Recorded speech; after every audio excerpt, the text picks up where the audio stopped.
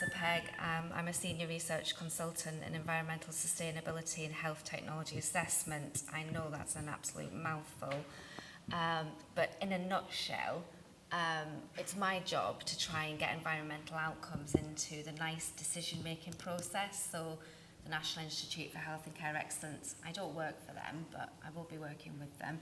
I work for York Health Economics Consortium, which is a subsidiary organisation, part of the University of York. So I think I'm the only one doing my job globally at the moment. Probably won't be long before someone else comes along to do it as well.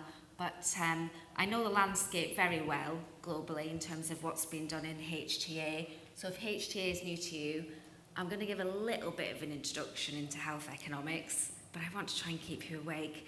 So I will be going through a rather nice case study with you, nice segue from the presentations, really pinpointing where if you look at the financial savings, there's carbon savings, presenting that to the right people, doing some health economics as well for the right kind of health technologies like pharmaceuticals and medical devices that require it. A lot doesn't need health economics, I have to say. I'm not academic. Prior to about 3 years ago, I did 18 years in industry. So I know about running down to SSD with trauma kit to try and get turned around for a surgical procedure that's happening in a few hours.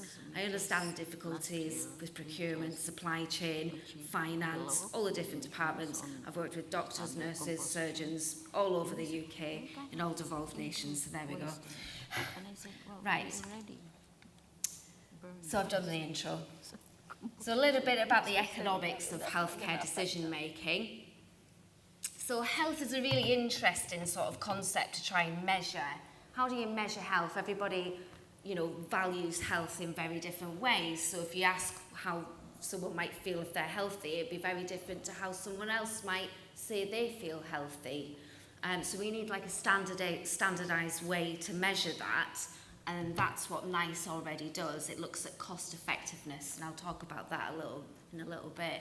So if we want to spend significant money on a new technology, one of the following consequences must occur. So this is thinking about how you might get to the point of evaluating health technology. So health technology is defined as either a public health intervention, a digital health intervention, a pharmaceutical or a medical device. So anything that's used to promote health or treat people that aren't well. So what are the following must happen if we're looking to spend money on a new technology? Bearing in mind though, this is like a very much health economics perspective, because if you're looking at improving the quality of patient care pathways, and you may be thinking, what on earth has this got to do with waste? Well, I'm very passionate about waste, and this afternoon I'll talk about waste in the operating room if you're interested. For me, if we can really spotlight the amount of waste that's being produced by health technologies that are used across the NHS, then we can look to prevent it in the first place. And that's where the financial savings is really important when you look at cost effectiveness in particular. So we cut funding on other healthcare, that's one option. The other option is to cut funding in other non-healthcare sectors. So if you look at the government and the big pot of money, this is a very crude sort of example, but the government have got a big pot of money and some of it, 169 or whatever billion goes to the NHS. I don't know how much you'll be able to correct me on that now, I'm sure it's out of date. Then we need to potentially look at increasing taxes. So one of these has to happen. We can't increase taxes. I would pay more for the NHS. I'd quite happily pay more for the NHS for my healthcare for myself and my family. We don't cut funding in other non-healthcare sectors, so cutting funding on other healthcare is the only option. So this is where you look at trade-off. So if you have a pot of money, you're spending it in a department. If you decide to spend it on one technology, that money goes to that technology, you're not going to spend it on another. So that's the opportunity cost. You may have heard of that term. So this is an example of that, really. Stole this from my manager. He likes things like that. I just bring it all off at once. So yes, you're going to be cutting money from spending on other types of healthcare. But let's be honest, if you're improving sustainability in terms of financial, social and environmental savings, then you're going to be saving money and environmental savings and social savings as well. So it's a win-win situation if you're improving the quality across the whole patient care pathway. So the loss of any spending in the NHS will have consequences. This is from a health economics perspective. It will impact on survival rates potentially if you're deciding to spend money on one thing and not another. So you decided to spend money on one medical device over another, or one pharmaceutical over another. It will impact on quality of life potentially of those patients where the money isn't being spent but being spent on something else. So always thinking about that trade-off where you've got a finite pot of money, it's a public, we pay our taxes, it's a finite pot of money, or impact on recovery and future costs. So to measure this, we use the quality adjusted life year, which you may have heard of. So what that does is it combines length of life with quality of life. So if a patient, your quality of life is from 1 to 10, if a patient values the use of that drug over 5 years, and the quality of using that, of the treatment and their health over the 5 years may be 5. So between 1 and 10, it's 5, it's in the middle. Their quality of life they've measured is 5. So you multiply that by the number of years that they have that quality of life. So that's 25 QALYs, 5 times 5. So it's estimated for every £20,000 that the NHS cuts, and that's in inverted commas, because if you're improving the quality of care pathways, as I said, you're not really cutting money if you're doing it across the whole of the NHS, then that's one QALY loss. So one QALY is equivalent to £20,000. So making decisions on new healthcare interventions at a national level. So currently the NICE is a key component in making decisions in healthcare for the NHS, as I've said, and it aims to support this by providing rigorous independent assessment of complex evidence and developing recommendations that drive innovation into the hands of healthcare professionals. So NICE don't just give the green light for reimbursement. They also do other really nice things that I want to be involved with, which is enabling the use of reusable PPE through guidance. So there's other guidance that's already available to help to promote sustainability in the NHS, like medicines optimization. Also aseptic hand washing technique promotes more sustainable aseptic hand washing techniques.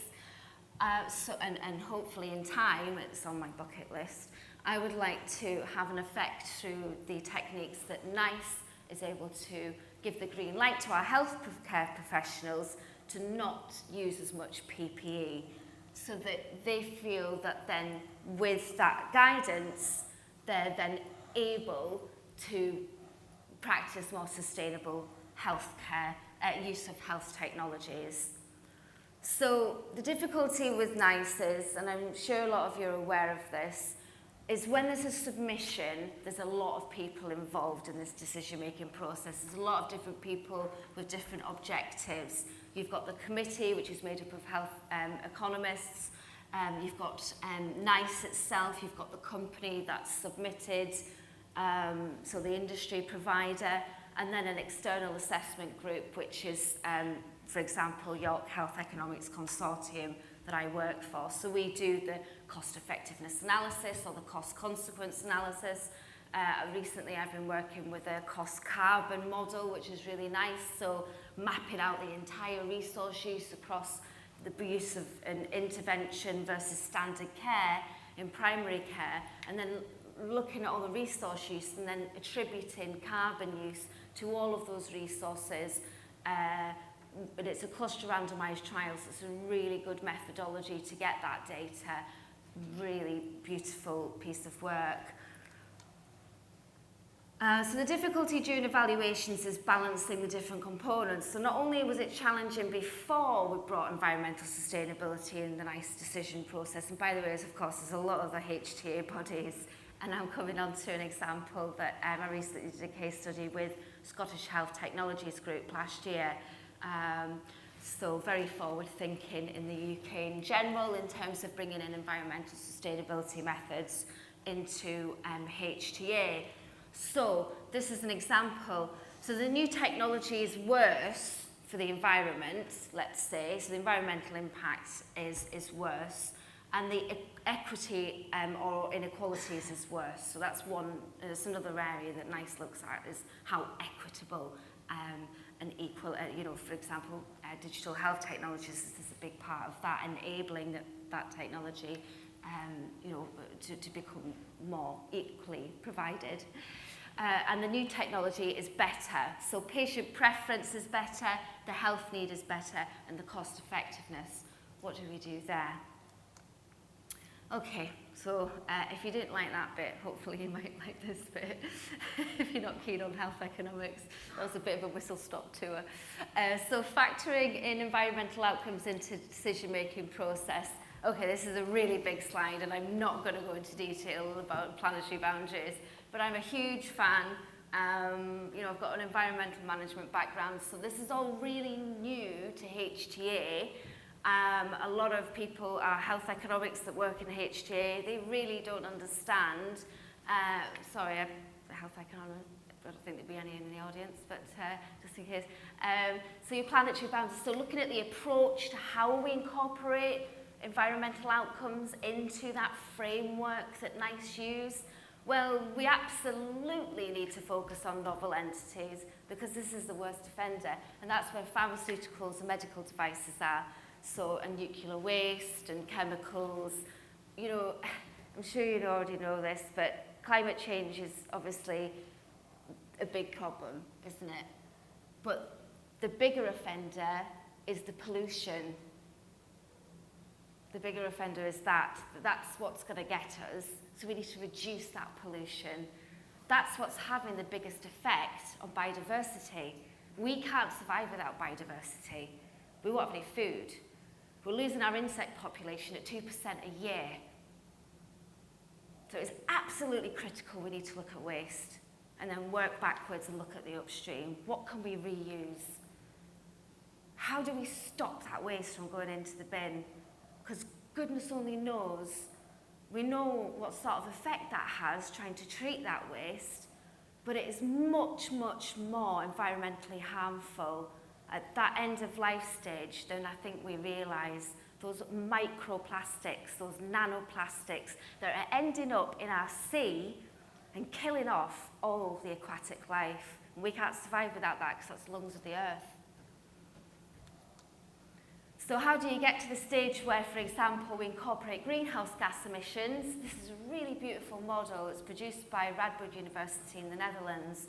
So it's a cause and effect chain, and I have to get my head around it as well when I started to look at it, is how do we get to the point where we have endpoint categories that you can then quantify that are useful to evaluate one health technology over another. So we know that pollution affects human health. We know it affects biodiversity, and we know that it obviously contributes to resource use because we're using fossil fuels for plastics. So from greenhouse gas emissions, if there's an increase in greenhouse gas concentration, there's an increase in radiative forcing, there's an increase in global mean temperature. This changes the disease distribution of flooding, which damages human health. You get a change in biome distribution, you get disappeared terrestrial species. In other words, this reduces the number of species, increases the number of species lost per year. That's the unit of measurement. And then you get a change in river discharge, which affects freshwater fish. For example, this is just one of many hundreds of cause and effect chains. So when we're looking to include environmental outcomes into the sort of decision-making process that NICE undertakes, this is the top for me, waste volumes. It really is, because we can start to do that now. You can estimate how much waste that particular health technology is going to create with that particular indication. So, it's not difficult to estimate waste volumes. And then it will be spotlight in that report, and everybody will start to see, goodness me, what happens when you extrapolate that data beyond that indication? for, the entire population that suffers from that disease in the UK? How much waste is produced by that endoscope or, that rhinolaryngoscope or whatever might be used, that ridiculous single-use devices. So for me, this is not an exhaustive list of what should be included in terms of environmental outcomes within the NICE process, but it's most of them. So antimicrobial resistance will become a bigger problem than cancer by 2050 if we don't watch. Of course, greenhouse gas emissions, CO2e, we must report that. That's a big driver for environmental degradation. And then QALY is, of course, useful for some health technologies, I feel, because we really need to look at the consequences of that decision-making process beyond environmental impact evaluation. Very briefly, for me, this new chapter within HTA absolutely needs a backbone for life cycle assessment, environmental life cycle assessment. A lot of people think, well, we don't have the data for it, so what's the point in doing a life cycle assessment? Greener NHS is doing a fantastic job of really spotlighting carbon hotspots. It's pragmatic, it's practical, it makes sense. We don't have all the time in the world. We need to get on with it. And where there's gaps, fine, it doesn't matter. If we have the data, great, put it in there. This is my environmental management background. If there's gaps, it doesn't matter. We state there's gaps. That then catalyses the need to focus our resources and research in those areas where those gaps. We need to use assumptions, absolutely critical, clearly state those, include all your granular data in supplementary material because it's really useful for anybody that looks to do similar types of methodologies and research going forward. And then absolutely undertakes sensitivity and analysis and scenario analysis, because then you have real strength in the lack of data that you might have and the quality of the data to them to be able to provide more robust conclusions. So this is the case study that I did last year. It's published on their website. If anybody would like to get in touch with me, I'm very happy to share this with you. My email address is melissa.pegg@york.ac.uk. So the project title is clinical, but let's get on to the good stuff because I've not got very long. Outpatient biopsies of reusable and disposable equipment for suspicious laryngeal and pharyngeal lesions in NHS Scotland. So the aim was to assess evidence of the clinical, cost-effectiveness, and environmental impact of the devices to generate a comparable carbon footprint and calculate waste volumes. So I'd only just had my second baby when this opportunity arose, and I was doing a master's as well, my second one with University of Glasgow and HTA.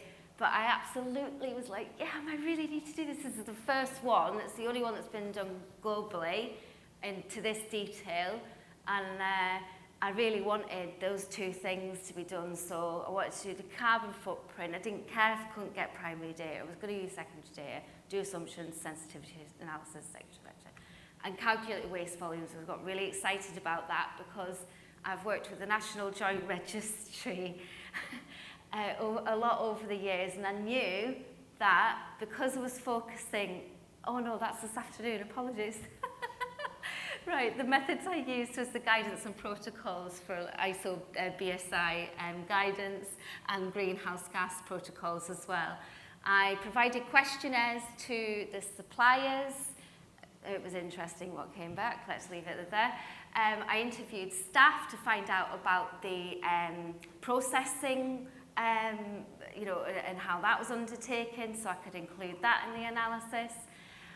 And let's move on to the really interesting part of this. So I looked at all of these stages, so the raw material extraction processes, the manufacturing and production processes, the sterilisation of the single-use rhinolaryngoscope, the distribution and transportation for both, the use phase for the single-use, of course, was single-use, the use phase for the reusable, I assumed, using a reference from other data that's publicly available and published, that could be reused 3,920 times before it was disposed of. That's absolutely incredible, right? One single-use device versus almost 4,000 uses for a reusable rhinolaryngoscope. Bearing in mind that a rhinolaryngoscope has a camera in it, single-use camera, and it's made up of over 95% plastic. And it needs to be disposed of in the clinical waste. So I also looked at the waste disposal as well. And what I was trying to look for when I undertook this project was some thresholds, if I could get hold of something, that would indicate whether my results would provide a little bit of another level to help the decision-making process. So I found this in the publicly available specification 2050, brilliant, which indicated that if your product or process was more than 5 kilograms of CO2e per functional unit, then it was in the very high category, and so forth. So these were my results. So raw material acquisition and manufacturing, 1.37 kilograms of CO2e.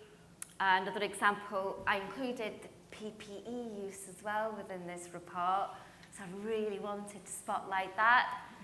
I was informed reliably at the time that the supply chain was mostly based on air freight, single-use air freight.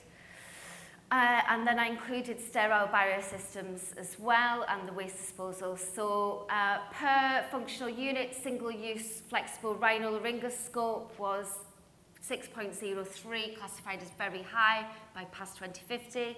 And the reusable device was classified as 3.26, which is still high, but it's bound to be because it's mostly made up, there's lots of highly intensive stages for CO2e production.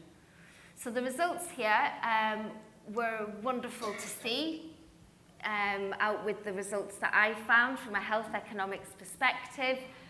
So in a nutshell, the patients tolerate the reusable, great. You don't need to do any crazy cost effectiveness analysis. It's a diagnostic tool, it works well. The quality adjusted life year was in favour with the reusable. The budget impact was favourable. Brilliant, so £30,000 was saved by using the reusable device a year. So that £30,000 will come on to why that's important to look at as well within a health economic perspective and to try to promote more sustainable purchases. Per year, 13,652 kilograms of CO2e for the single use generated per year versus 7,381 kilograms of CO2e for the reusable per year. And then for me, this is the big one. So use of disposable devices for this indication across Scotland, just over 2,000 patients for this particular indication for the use of this health technology. In an outpatient setting, produces 12.6 tonnes of clinical waste compared to a negligible volume of the reusable equipment. So I need to follow up whether this has had an effect, because that's really important. So I'll update you on that if you want to get in touch with me. Okay, I've got a couple of minutes, I think. So the impact of redirecting that £30,000. So this is a concept that I'd like to just discuss with you briefly. So something that I'm starting to look at with my boss at the University of York is that 30 grand might be saved, right? But then what's it spent on then? Because if it's spent on something that's more carbon intensive than the money you've saved and the carbon you've saved, well, what was the point in doing that in the first place? So the sort of experience me is thinking, well, yeah, that just depends on the department, and it depends on who's managing it and whether they're, in sync with sustainable purchasing and all the rest of it. But I like this though, it is good because you can start to think about including it in nice appraisals and things going forward. We recommend you spend this money on more sustainable health technologies going forward. So if you take the budget of 168.8 billion per year for the NHS, and they're around about, this is really crude by the way, it's just a concept, but 25,000 tonnes of CO2e produced by the NHS each year, emissions. For every pound that's spent in the NHS, there's that, but then for every £100,000 spent, 14.8 tonnes of CO2e is emitted per year. So let's take that into consideration when we are looking at that £30,000 that was saved from that case study that I've just gone through. So we need to be careful that we don't just spend that in terms of carbon spending and financial spending again, on more carbon-intensive health technology than what was saved. You want to reinvest that into health technologies that are going to continue to save carbon and money. So redirecting that funding from a health economics perspective would also potentially generate 1.5 additional QALYs. So if you've got that £30,000, you'd hope that it would be reinvested in health technology that's also better for the patient as well. So you have to think about all of that. Thank you very much.